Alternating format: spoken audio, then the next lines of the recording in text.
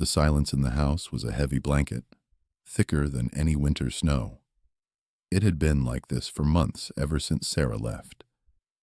Not left me, but left this world. Every morning, the sunbeams cut through the dust motes dancing in the air, highlighting the emptiness. I could still catch the faint, sweet scent of her perfume near her side of the bed, a ghost of her presence that twisted my gut every time.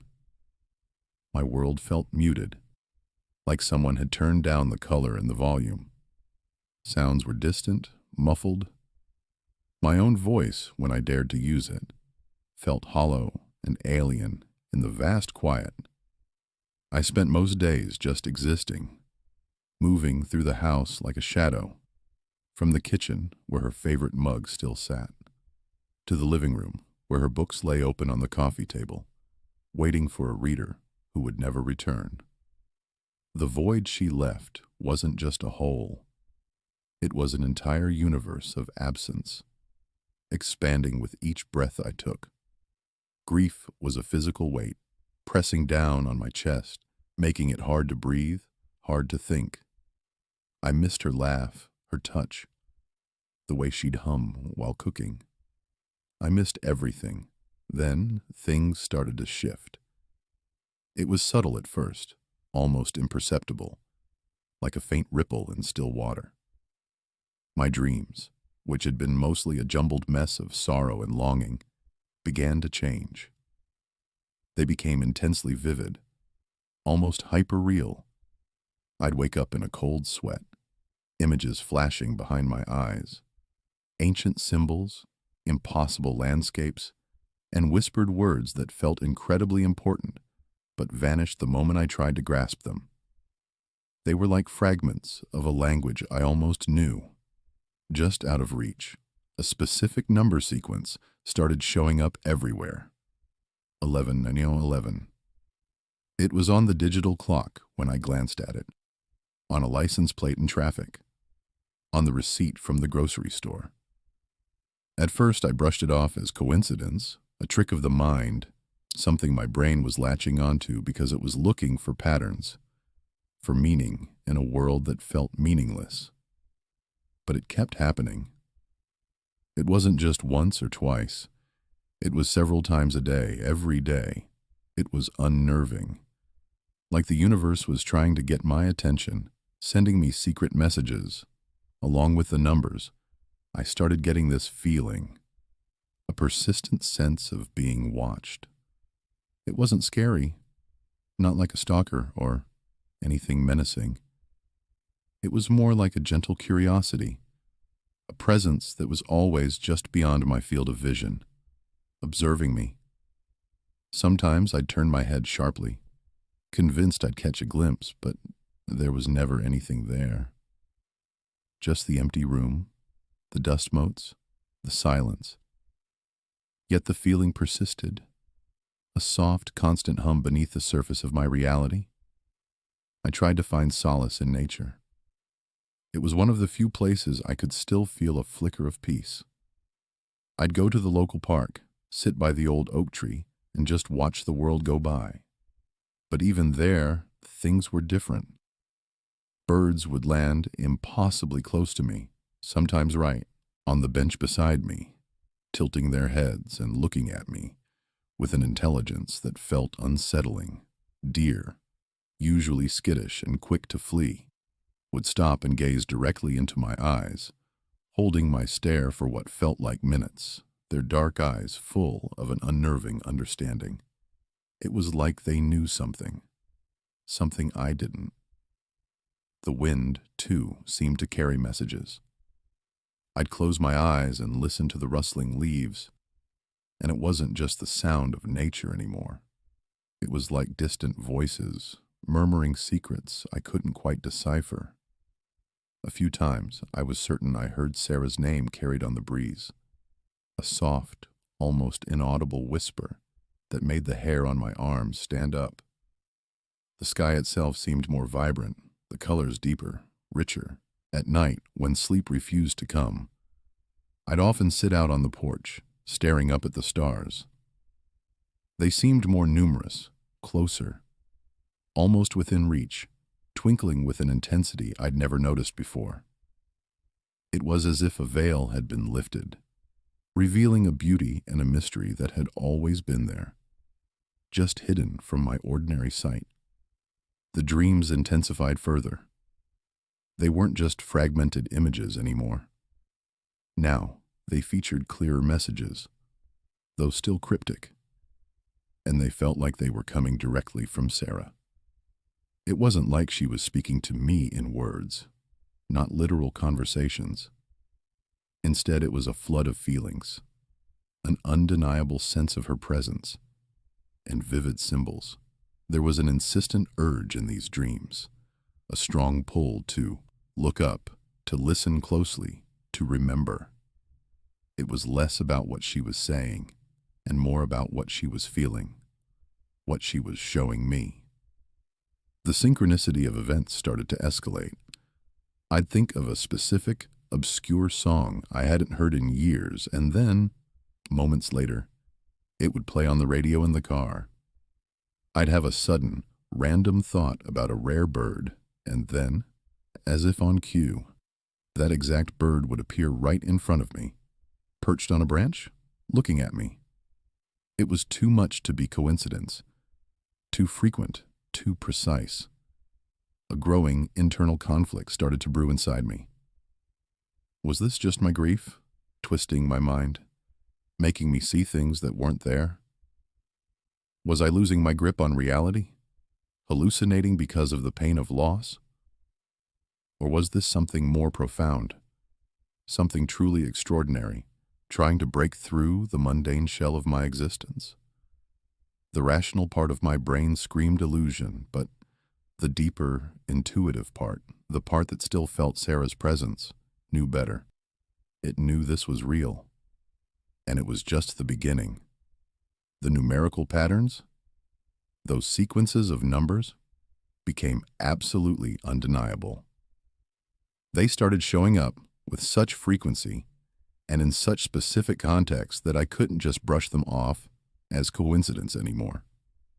It was beyond that. I'd be reading a book, one I just randomly picked up from a dusty shelf, and there it would be. Not just in the page number, but sometimes embedded in the text itself, a series of digits that jumped out at me.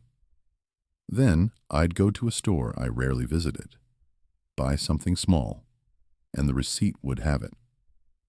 Not the total, but part of the transaction ID, or even the timestamp, perfectly matching the sequence. And then, the ultimate kicker, I'd look at a digital clock, and it would be the exact time, the exact sequence, staring back at me. It felt like an invisible hand was pointing, guiding me, an unseen thread pulling me towards something, some unknown destination or understanding. The world around me started to feel less random, less chaotic. It was like everything was connected, like a meticulously designed tapestry, where every thread had a purpose, even the ones I couldn't see. There was a sense of being part of a larger plan, a cosmic chess game where I was a pawn being moved with deliberate precision. It wasn't scary, not anymore. It was more like a slow, dawning realization, a quiet acceptance that something extraordinary was happening, and I was right in the middle of it. My dreams, which had been vivid before, now evolved into clear narratives. Sarah was always there, but not as the grieving widow I remembered. She was serene, almost ethereal, shimmering with a gentle light. She didn't speak with words, not in the way we understand them. Our communication was through shared emotions, a deep, resonant understanding that bypassed language. She'd show me things in these dreams, vivid imagery of celestial bodies, swirling galaxies, ancient symbols that felt deeply significant, but whose meaning I couldn't quite grasp. There was always a profound sense of cosmic order, a feeling that everything made sense on a level I couldn't access when I was awake. I'd often wake up with a feeling of deep peace, quiet calm that settled over me, but also an unsettling awareness of something truly extraordinary on the horizon. It was a strange mix, peace and anticipation, all wrapped up together. As these experiences continued, I started to become aware of a distinct, non-physical presence around me. It was most noticeable during moments of quiet contemplation, when I was just sitting by myself, lost in thought or trying to meditate. This presence wasn't frightening at all. In fact, it radiated an immense wisdom, a benevolence that felt ancient and comforting.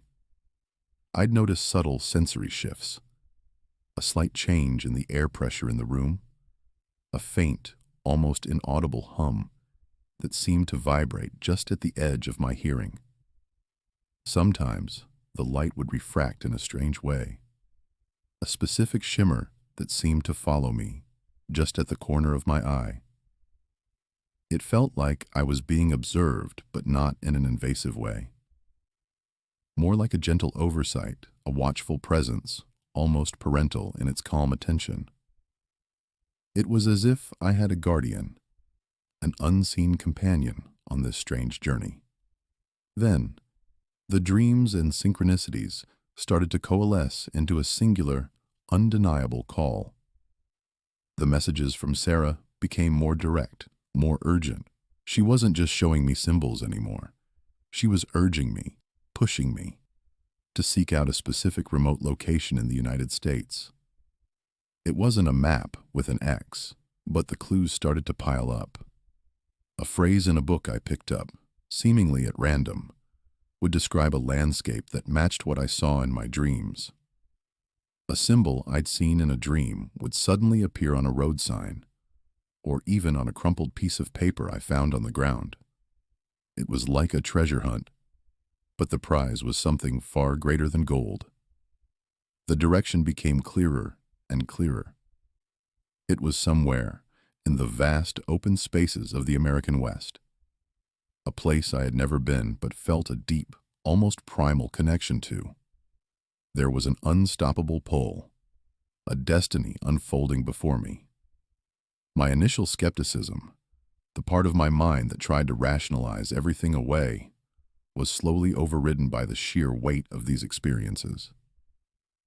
The fear I had felt early on was replaced by a strange sense of purpose, a feeling that I was exactly where I was supposed to be, doing exactly what I was meant to do.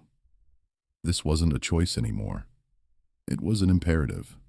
The universe, or whatever was orchestrating this, was calling, and I had to answer.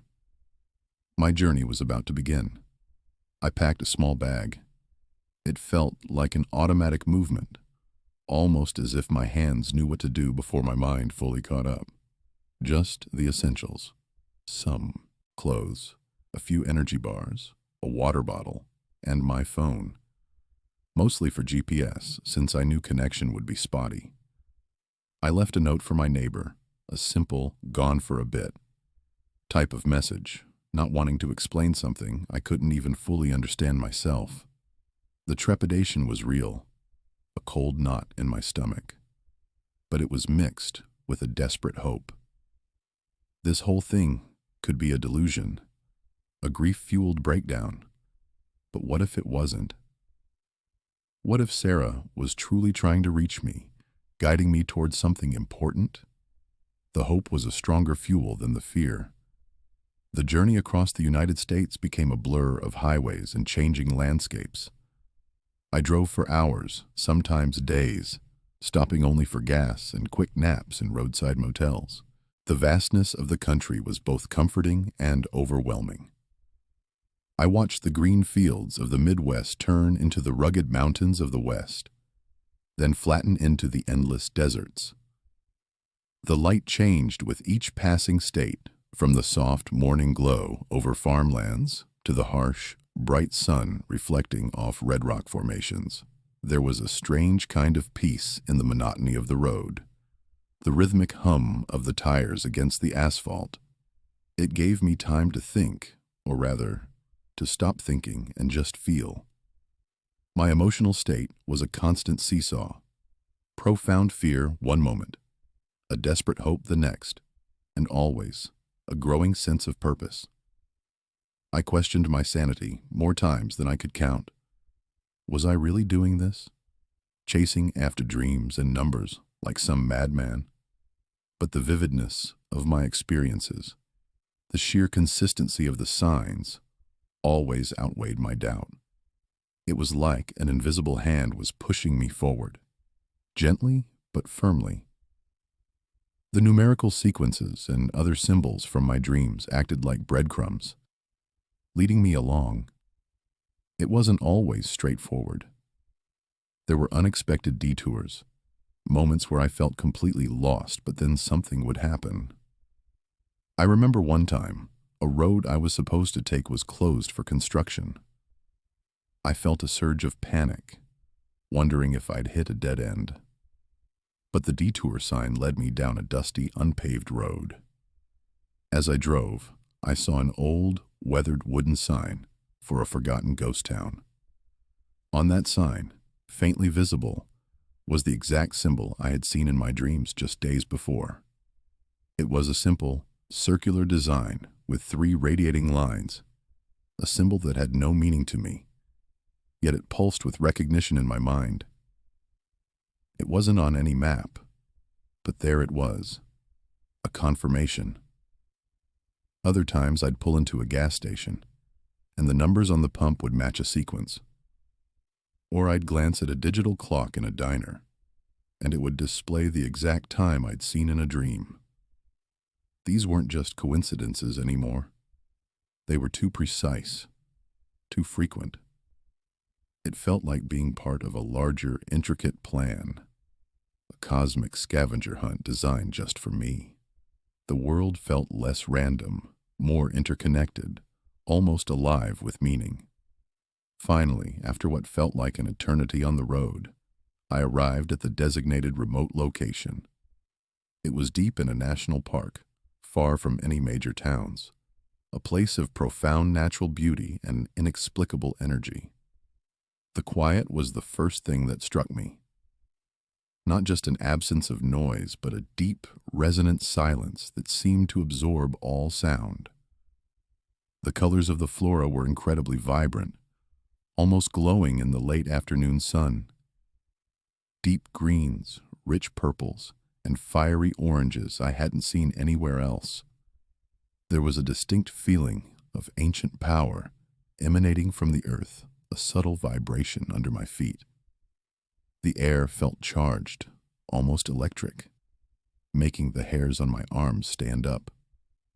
The light seemed to bend differently here, creating long, stretched-out shadows that danced with a life of their own. I found a spot to park, a flat clearing surrounded by towering rock formations, and just sat there, taking it all in. I felt a powerful connection to the land, an ancient recognition, as if I had been here before, or perhaps as if this place had been waiting for me. It was both humbling and exhilarating. As dusk began to settle, the sky became a canvas for something truly extraordinary. It wasn't a typical UFO sighting. No flashing lights or saucers zipping across the horizon. Instead, there was a gradual distortion of light and space directly above the sacred site. It started as a shimmering, a subtle wavering in the air, like heat rising from a desert road, but far more intense. Then a specific light began to pulse, unlike any I had ever seen. It wasn't white or yellow, but a color I couldn't name, a soft, iridescent glow that seemed to contain all colors at once. It pulsed with an intelligent rhythm, slow and steady at first, then quickening, almost like a heartbeat. The air began to hum with an increasing intensity, a sound that resonated deep within my bones, making my teeth ache slightly. It wasn't loud, but it was pervasive, vibrating through my entire body. I felt a shift in my very being, a profound sense of anticipation that made my heart pound. This was it. This was what all the dreams, all the numbers, all the signs had been leading to. My journey into the unknown was about to reach its destination. The pulsing light above me intensified, and the shimmering in the air grew more pronounced. No longer just a distortion, but an actual forming. It wasn't a spaceship, not in the way I understood them from movies or stories. Instead, the light coalesced, slowly, gracefully, into a shimmering, translucent form. It was hard to describe because it wasn't solid, yet it was undeniably there. It looked like pure energy, a being made of light, with edges that seemed to shift and flow. There were no distinct limbs, no recognizable face, just a fluid, ethereal presence that seemed to radiate a gentle, pervasive glow. It hovered silently above the ancient rocks, a beacon in the fading twilight. Then, a voice entered my mind. It wasn't a sound I heard with my ears, but a direct thought, clear and resonant, like a deep, ancient hum that settled directly into my consciousness. It was a voice without words, yet it conveyed meaning with perfect clarity.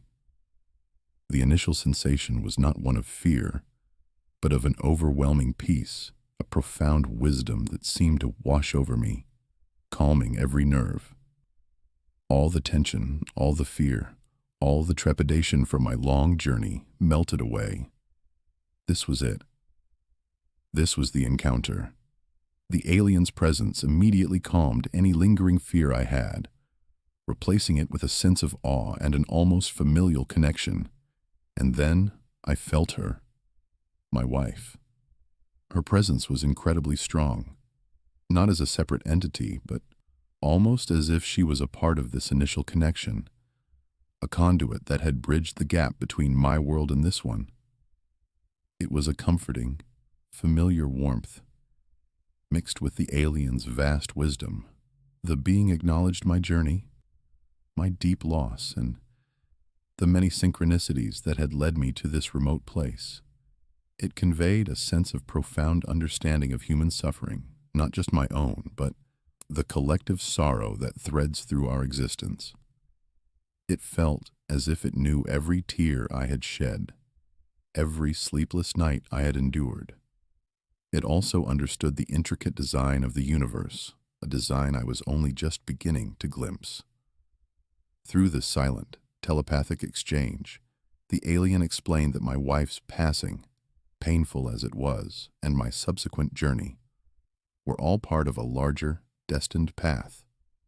It told me that I had been chosen, not for any special talent or power, but because of my unique emotional resonance, my deep capacity for love and loss, and my openness to perceive beyond the mundane.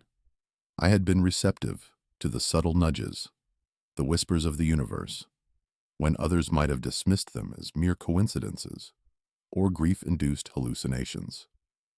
The entity made it clear it was not here to invade or conquer, but to impart knowledge, to bridge a gap in human understanding that had grown vast over millennia.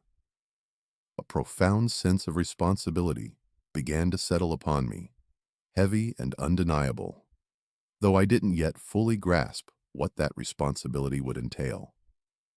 The alien indicated that it had been waiting for me, for this specific moment, for a long time. It conveyed that humanity was at a critical juncture, on the cusp of a profound shift in consciousness, a moment where our choices could lead to either incredible growth or potential self-destruction.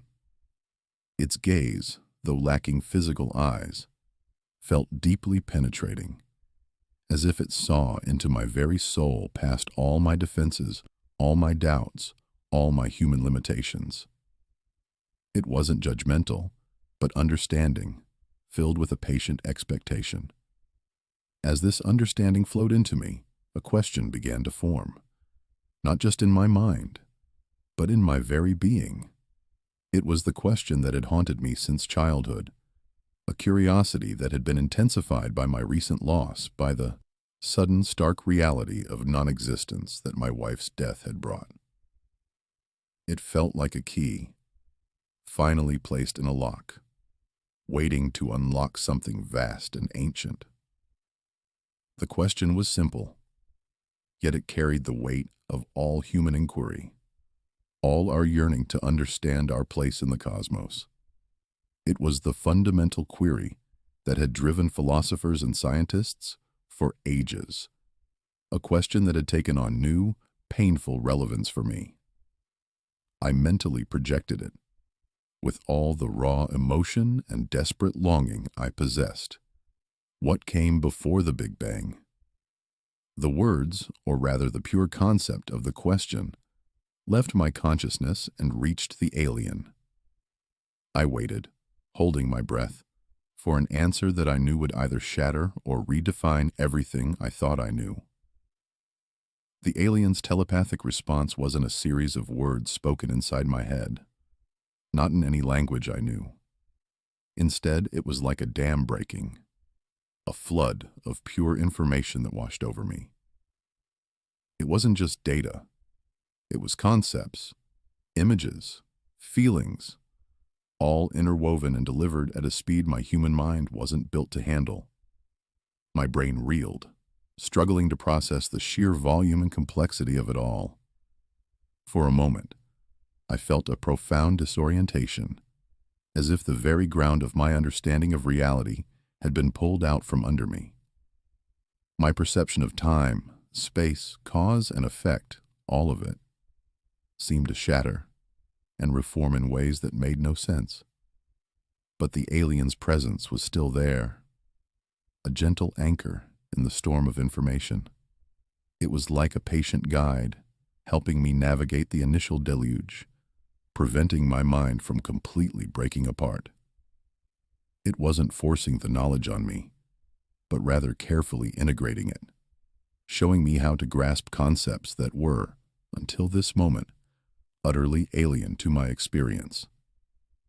It was a benevolent hand steadying me as I stepped onto a new, terrifying, and exhilarating mental landscape. The feeling was intense, overwhelming, yet somehow deeply comforting, because I knew I wasn't alone in this. The answer it gave me transcended everything I understood about linear time and physical space. These were concepts so fundamental to human thought, so ingrained in our very existence, that to imagine a reality without them was almost impossible. Yet the alien showed me. It described a state of pure potentiality, a timeless, spaceless before that wasn't an empty void, but infinitely full. It was a place where all possibilities existed simultaneously, a cosmic soup of unmanifested realities. I perceived glimpses of other realities, parallel timelines stretching out like endless rivers, and dimensions that defied any conventional physics I had ever heard of. These weren't abstract theories.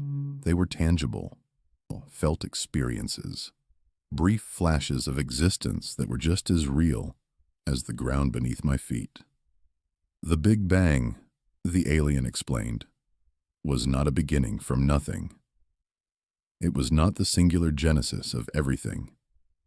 Instead, it was presented as just one event within an infinite cycle of creation and dissolution. It was like a single breath in a cosmic lung, an expansion followed by a contraction, an endless dance of energy and form. Our universe, with its stars and galaxies, its laws of physics, its very fabric of space-time, was merely one manifestation within this grand, eternal rhythm.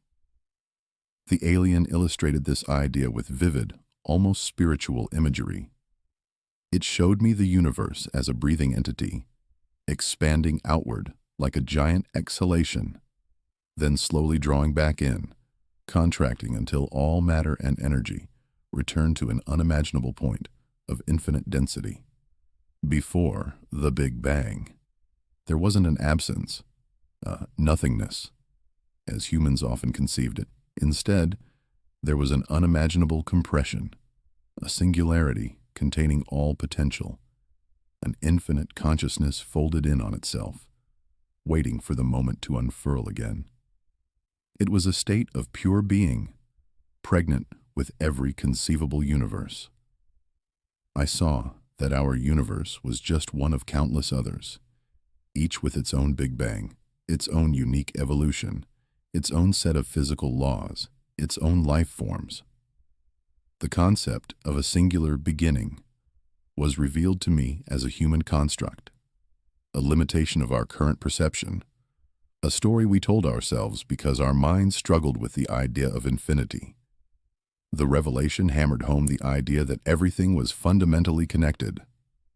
From the smallest subatomic particle to the largest galaxy, from the briefest flicker of a thought to the longest-lived star, it was all part of the same cosmic tapestry. And consciousness, the alien stressed, was not a byproduct of the universe, not something that simply emerged from complex biological processes. No, consciousness was its very foundation. It was the underlying fabric, the essential ingredient from which all reality sprang. In this expanded awareness, my wife's presence became clearer than ever before. She wasn't gone. She was part of this grand, interconnected consciousness. Her individual form had dissolved, yes, but her essence, her energy, her love, it was all still there, woven into the very fabric of existence. She hadn't truly died. She had simply transformed, returned to the source. I experienced a profound spiritual awakening, an understanding that death is merely a transition, a shedding of the physical, not an end to being. The crushing weight of my grief, which had felt like a permanent fixture in my soul, began to lift, replaced by a sense of profound peace and understanding. The alien's answer didn't give me facts I could write down in a science textbook. It didn't provide neat equations or measurable data. Instead, it left me with an expanded awareness, a fundamental shift in my perception of existence itself. It was a gift of understanding, a new way of seeing the universe, myself, and my place within it. My mind felt stretched, pushed beyond its previous limits, but also incredibly clear, filled with a sense of wonder I hadn't felt since childhood. The world would never look the same again. The immediate aftermath of the revelation left me in a state of profound shock and awe. My human mind, accustomed to linear thought and finite concepts, struggled to fully integrate the cosmic truths I had just received. The air around me still hummed with a deep, resonant frequency, a sound that seemed to vibrate not just in my ears but in every cell of my body. The light from the alien entity, though it had solidified into a form I could perceive, still pulsed with an inner meaning, a silent language that spoke directly to my soul.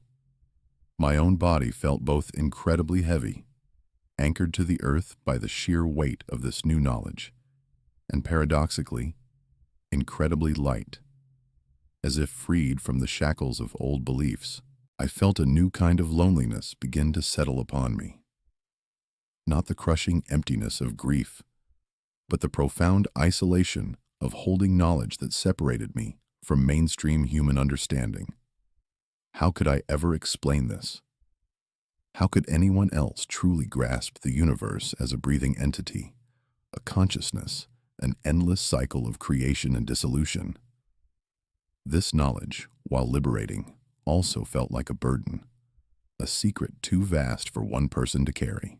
Then the alien's communication shifted. It began to speak of humanity's future, of diverging timelines and the immense choices facing our species.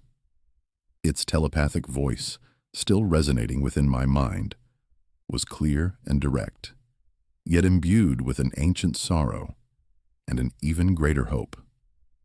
It emphasized the critical nature of our current moment, describing it as a pivotal point, a tipping point where our collective consciousness would determine our path forward. The message was not one of inevitable doom, but of immense potential, a powerful call for us to awaken to our true nature, to the inherent divinity within each of us. I understood, with a chilling clarity, that my own journey, my profound loss, and this extraordinary encounter were not random events. They were all part of a larger unfolding prophecy, a cosmic design that had led me to this very place at this very time.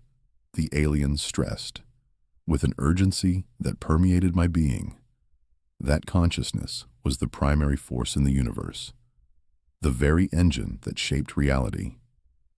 It explained that humanity's relentless focus on material existence, on the tangible and the measurable, had blinded us to our true power and our intrinsic connection to the cosmic fabric. The messages from my wife, the uncanny synchronicities that had guided me, the recurring numbers, all of them, the alien revealed, were not mere coincidences. They were deliberate attempts, subtle nudges from a higher intelligence, designed to awaken this deeper consciousness within me, to help me remember what I had forgotten. I was given a profound insight into the immense power of intention, the shaping force of our thoughts, and the almost unimaginable potential of collective belief. Our reality, it suggested, was far more malleable than we dared to imagine, a direct reflection of our inner world. A subtle warning was then imparted, a gentle but firm caution about the dangers of continued ignorance and division. The alien showed me glimpses of potential futures, timelines where humanity, consumed by its own conflicts and short-sightedness, chose a darker path, leading to self-destruction and the squandering of our incredible potential. It was a stark vision, a powerful reminder of the stakes involved. However, the overarching message was ultimately one of profound hope, a deep belief in humanity's inherent capacity for love, compassion, and spiritual evolution. The alien conveyed that we are not alone in this vast universe, and that guidance, wisdom, and support are always available to those who are open to receive it, who dare to look beyond the surface. I felt an immense, almost crushing responsibility to share what I had learned, despite the inevitable ridicule and disbelief I knew I would face. How could I not? How could I keep such a profound truth to myself when the fate of our species hung in the balance? The weight of this knowledge pressed upon me, a sacred trust I was now bound to uphold. This realization that I was now a vessel for such monumental truths shifted something deep within me. My personal grief, while still a part of my story, no longer consumed me. It had been transformed, transmuted into a catalyst for a greater purpose. The alien's wisdom had not only answered my most profound question about the cosmos, but it had also provided the ultimate comfort regarding my wife's passing. She was not lost to me. She was simply part of the eternal dance. And through this connection, I could still feel her, not just in memory, but as an energetic presence woven into the fabric of everything. This understanding was a balm to my soul, healing wounds I thought would never close. The world outside the sacred site, the world I would soon return to, seemed both distant and intimately connected, a stage upon which humanity's grand drama was unfolding. I knew my life would never be the same. The silence that followed the alien's last communication was not empty, but filled with the echoes of cosmic truths shaping my very being. The alien entity, a being of pure light and understanding, began its slow retreat. Its brilliant radiance, which had filled the night with an otherworldly glow, started to dim, pulling back into itself. The shimmering form that had stood before me, so vivid and real, became more translucent, more ethereal, almost like mist dissipating in the morning sun. Slowly, gracefully, it faded until there was nothing left but the vast, star-filled sky, the deep, resonant humming sound that had vibrated through the very ground beneath my feet, through my bones, and deep into my soul, gradually softened. It became fainter and fainter until it too was gone, leaving behind an intense, almost deafening silence. In that silence, a profound sense of gratitude washed over me, a gratitude so immense it was almost painful, but with it came a renewed surge of loneliness. I had just experienced something beyond human comprehension, connected with a consciousness that spanned galaxies, and now I was alone again, under the same vast sky, but irrevocably changed.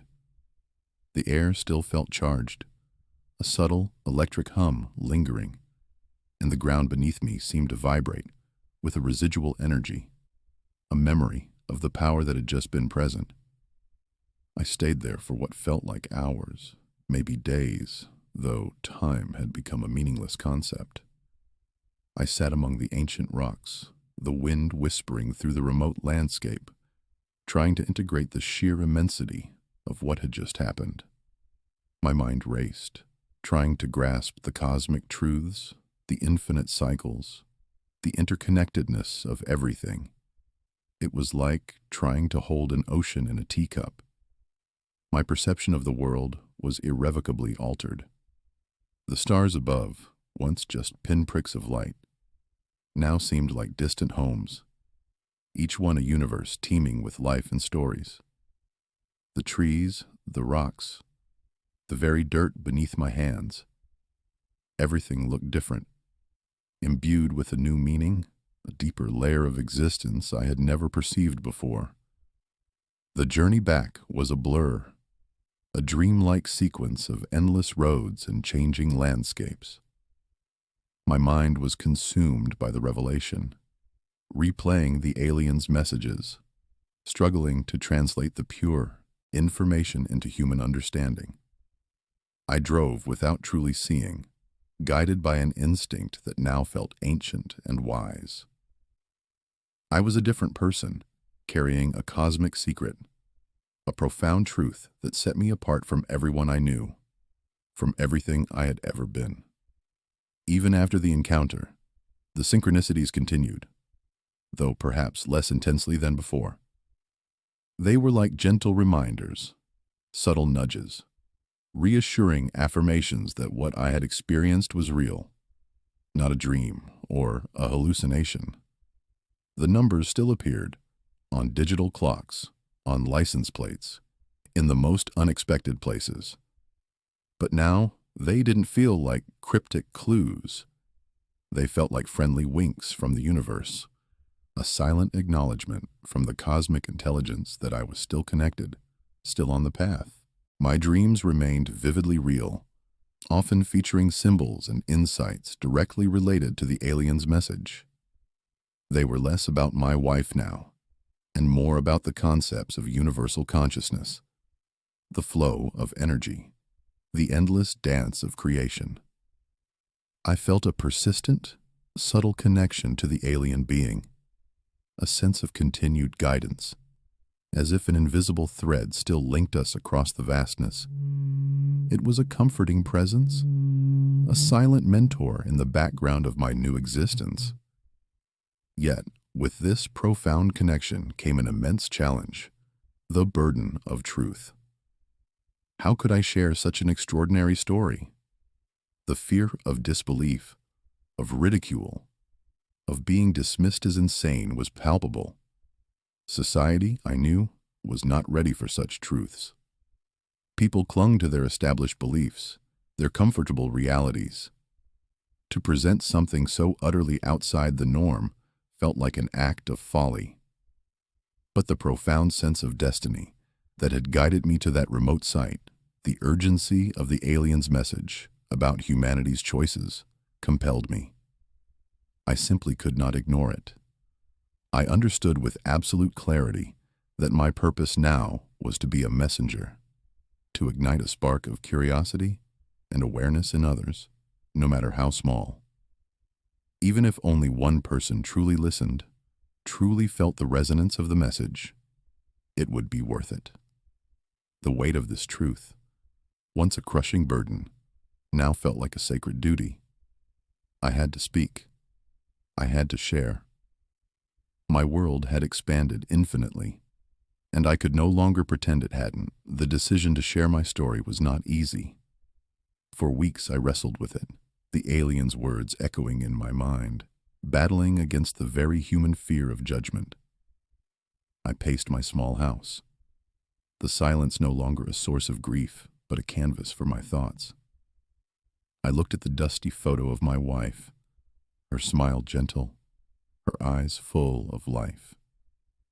It was her messages, the subtle nudges that had started this whole journey, that ultimately pushed me over the edge. This knowledge, I realized, was not mine to keep. It was a gift, a profound insight into the nature of existence, and it was meant for humanity. The alien's prophecy about our planet's critical juncture, the deep sense of interconnectedness it had shown me, all of it screamed for me to speak. Even if only a few people believed me, if just one person felt that stirring of recognition deep within their soul, it might be enough to shift something, to plant a seed of collective consciousness that could grow. I understood the immense challenge. The world wasn't exactly lining up to hear tales of benevolent light beings and cosmic cycles, but the urgency of the message outweighed any personal discomfort. The alien had been clear. Humanity stands at a crossroads. We have a choice, a stark binary between evolving into a species that understands its place in the cosmic tapestry, or continuing down a path of consumption and division that could lead to our own self-destruction. This wasn't some abstract philosophical concept. It was a living, breathing reality, unfolding right now. I felt it in my bones. It stressed the power of individual consciousness, the incredible force of our collective intention in shaping our future. Every thought, every action, every choice we make contributes to the larger narrative. The themes of unity, compassion, and spiritual awakening were not just ideals. They were necessities for our survival, for our progress. I needed to urge everyone to look beyond the mundane, to question the conventional narratives they'd been fed, and to seek their own deeper truths, the ones that resonate from within. My own transformation had been profound. The raw, aching grief I carried for my wife hadn't vanished, but it had changed. It was no longer a suffocating void, but a gentle, loving presence. I understood now that love transcends all dimensions, that her essence was not gone, but simply transformed, expanded, part of the greater consciousness the alien had revealed. My life, once steeped in loss and despair, was now infused with cosmic meaning, a hopeful vision for humanity's potential. I had found a new purpose, a clarity I never imagined possible. This journey, born from the deepest pain, had led me to an unshakable sense of peace and understanding. I wanted others to find that hope in the face of uncertainty, to embrace the unknown not with fear, but with curiosity and wonder. So, I decided to speak. Not to preach, not to demand belief, but to offer my experience, my story, as a catalyst.